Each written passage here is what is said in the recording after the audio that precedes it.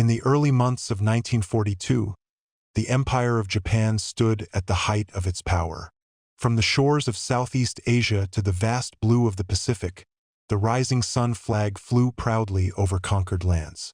The attack on Pearl Harbor had shocked the world, striking a blow so fierce that it seemed Japan was destined to dominate the Pacific. Japanese soldiers, sailors, and pilots carried an unshakable belief. Their emperor's destiny was divine, and their cause was just. Everywhere, Japan's war machine moved with precision and pride.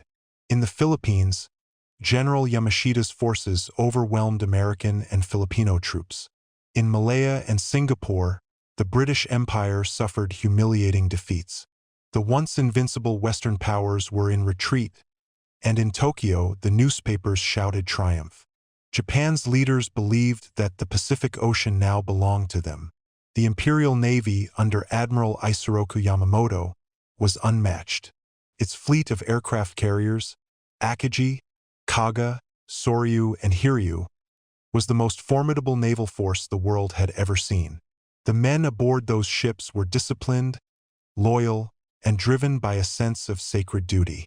They believed their victories were not only military successes but proof of Japan's divine right to rule Asia. Yet beneath this wave of confidence, a dangerous arrogance was beginning to form. Many officers believed that the United States lacked the will to fight. One more decisive strike, they said, and America will beg for peace.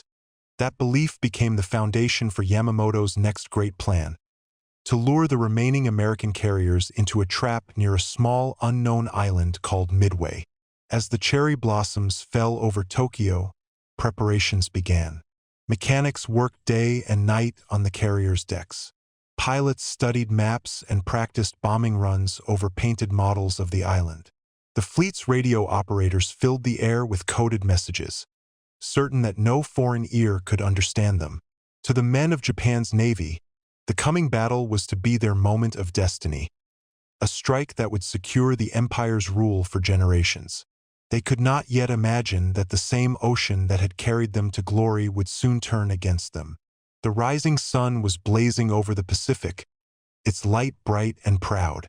But even the brightest dawn, no matter how glorious, carries the shadow of the night that follows. By the spring of 1942, the Japanese Empire stood unchallenged across the Pacific. Every map in Tokyo told the same story. Red circles expanding like waves, swallowing one island after another. The victories at Pearl Harbor, Malaya, and the Philippines had created a belief so deep that few dared to question it. The belief that Japan could not be defeated. In naval academies and war offices, officers spoke with calm certainty. The enemy, they said, was soft. Americans preferred comfort to sacrifice. They believed the United States would never endure a long war, that its people lacked the spirit to face death with honor. Admiral Yamamoto, however, was not so sure. He had studied in America, seen its factories and its energy. "I fear," he once warned, "that we have awakened a sleeping giant." But his caution was drowned in the thunder of victory celebrations. On the flight decks of the carriers Akagi and Kaga, pilots trained tirelessly, confident that their skill was unmatched. They carried with them the proud spirit of the samurai, ready to die for their emperor. Their aircraft, sleek, maneuverable Zeros, had dominated the skies from the Coral Sea to Ceylon. Reports of downed American planes only strengthened their conviction that the enemy was weak and disorganized.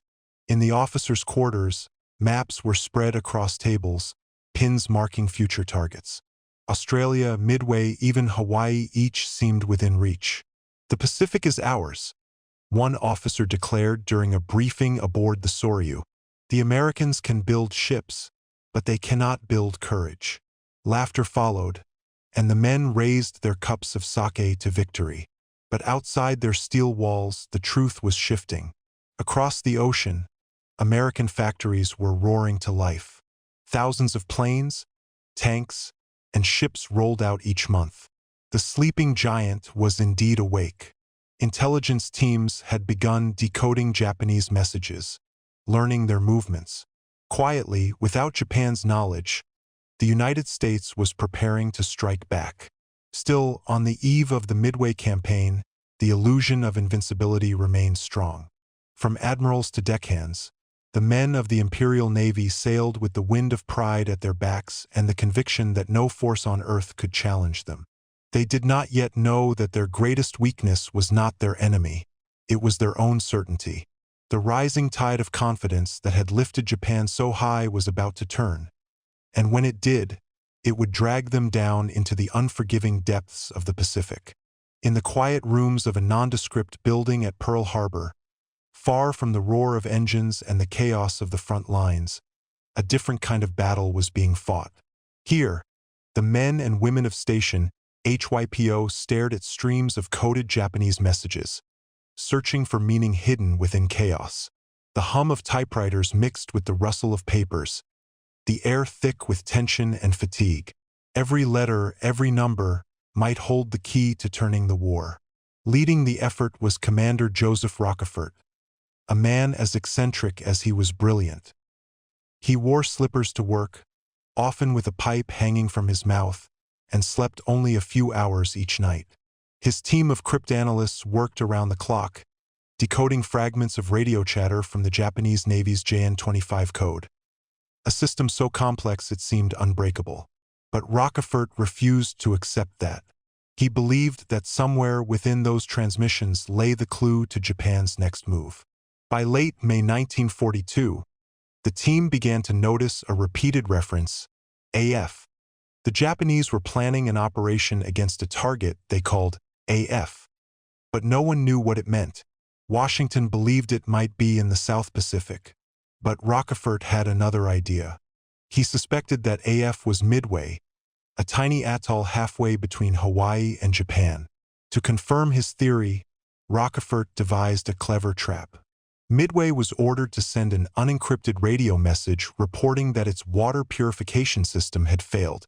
2 days later, Japanese intelligence sent out a coded message reporting that AF is short on water. That was all Rockefort needed. The mystery was solved. AF was indeed Midway. When the confirmation reached Admiral Nimitz, the atmosphere at Pearl Harbor changed overnight. Now, for the first time since the war began, the Americans knew exactly where the Japanese fleet would strike and when. It was a turning point born not from firepower or might, but from patience, intellect, and a few sleepless nights over cryptic numbers. The men of Station HYPO didn't fight in planes or on ships. They didn't wear medals or fire guns. But their work would soon change the course of the Pacific War.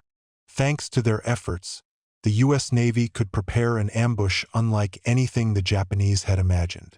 As Rockefort looked over the decoded messages one final time, he knew what was coming. The illusion of Japanese invincibility was about to shatter, not by bombs but by brains. The code had been cracked, and with it, the fate of the Pacific would soon be rewritten.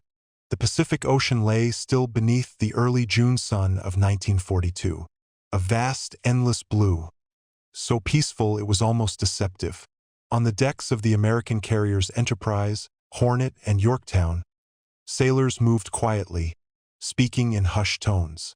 They knew something was coming, something big. The air was heavy with anticipation, a silence so deep that even the creak of metal felt like a whisper of fate. Far out on the horizon, beyond where the human eye could see, the Imperial Japanese Navy was also on the move.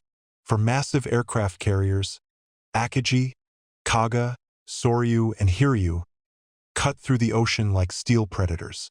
Their decks were loaded with bombers and fighters, their crews confident and disciplined.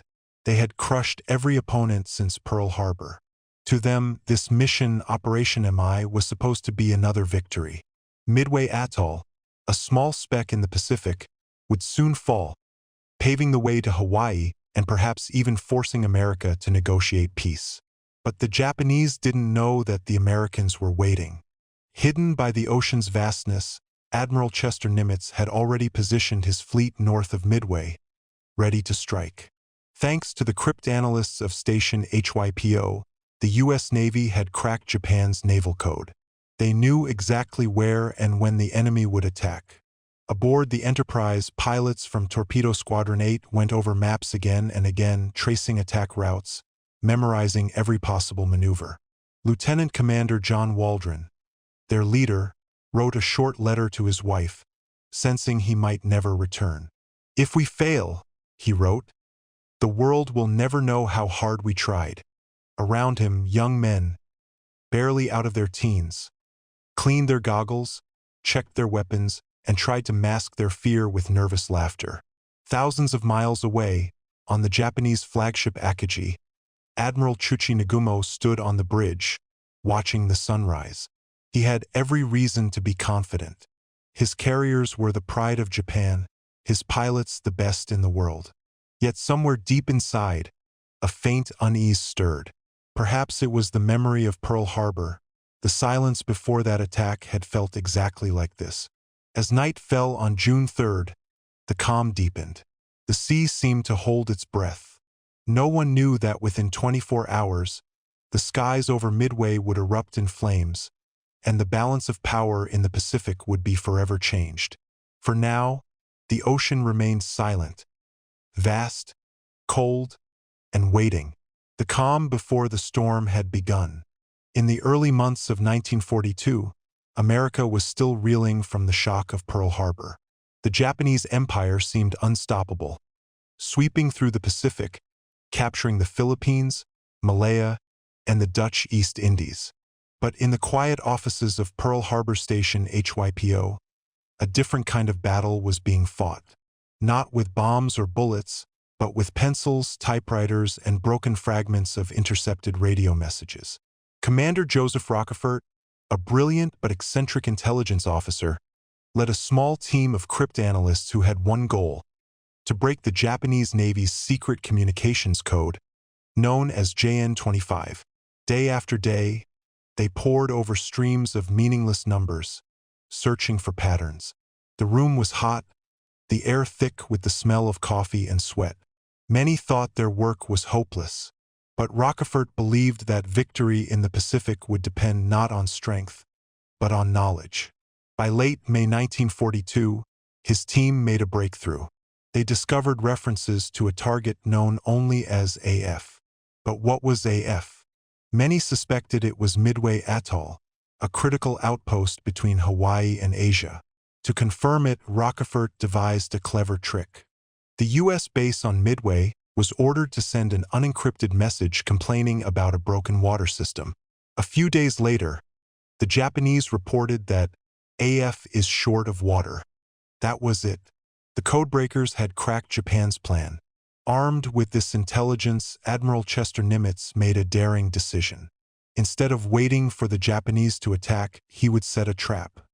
He ordered 3 American carriers, Enterprise, Hornet, and the hastily repaired Yorktown, to take up positions northeast of Midway, hidden from Japanese reconnaissance. Every move from then on depended on timing. Nimitz's fleet had to arrive before Nagumo's carriers. Pilots had to launch at the right moment, striking when the Japanese were most vulnerable. The battle that would soon unfold would not be decided by chance, but by precision. On June 4, 1942, as the first Japanese planes attacked Midway, Nimitz's trap was already closing. American scout planes spotted the enemy fleet, and carrier decks erupted with activity. Engines roared to life, propellers spun, and men scrambled to their stations. The U.S. Navy was about to gamble everything on one strike. This was the true American weapon: intelligence, timing, and the courage to act on both. No massive army, no overwhelming firepower, just the quiet brilliance of minds that saw patterns in chaos, and the steady hands that turned that knowledge into victory. In the Pacific War, it wasn't just who had the biggest guns, it was who knew when to use them.